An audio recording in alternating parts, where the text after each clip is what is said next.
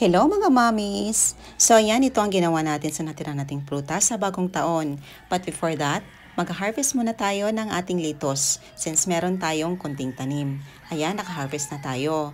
Hugasan lang natin ito at isok natin ito sa baking soda for 15 minutes para mawala yung mga insekto na nakadikit sa dahon nito at maging malinis naman ito. Ayan, after 15 minutes, hinugasan na natin ito ng malinis na tubig at ito na, ready na para makagawa tayo ng masarap na salad. So meron tayo ditong pear, apple, mangga, syempre lagyan natin ng gulay, cucumber at saka carrots. Hugasan muna natin. At itong tubig nilagyan natin ng konting baking soda.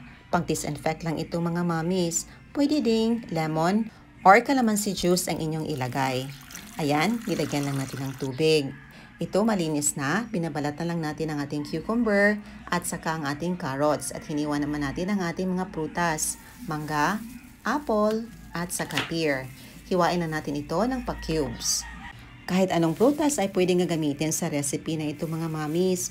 Very easy lang at very simple. At para mag-dry ng maigi ang ating litos, gumamit lang tayo dito ng salad spinner. Isaspin na natin ito ng mga ilang seconds para mawala naman ang excess water sa ating litos.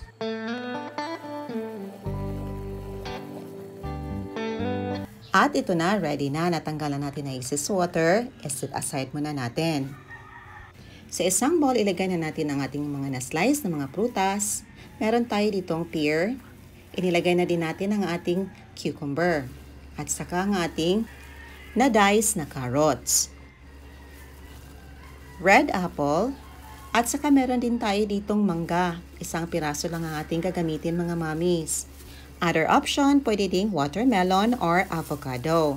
I-mix lang natin to fully combine. So dito gagamit tayo ng 2 pack na Greek style yogurt. Yes po mga mommies, hindi tayo gagamit dito ng all-purpose cream or condensed milk. Since healthy salad ang ating gagawin.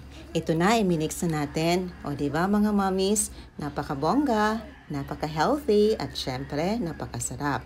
Very easy lang gawin. At tanggal ang guilt mo dito kapag ito ang iyong ginawa. O diba mga mommies, napakasarap at napakabongga.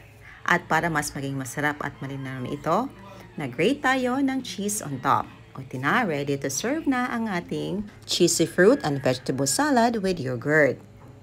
Ayan na, excited na talaga tayong tikman ang ating ginawang salad. At syempre sa nakikita nyo, excited tayo sa ating ginawang salad dahil napaka-healthy nito. Rich in probiotic pa. Napakasarap at perfect na perfect talaga ito sa panlasa ko. Ayan lang po mga mommies. Thank you so much for watching. Bye!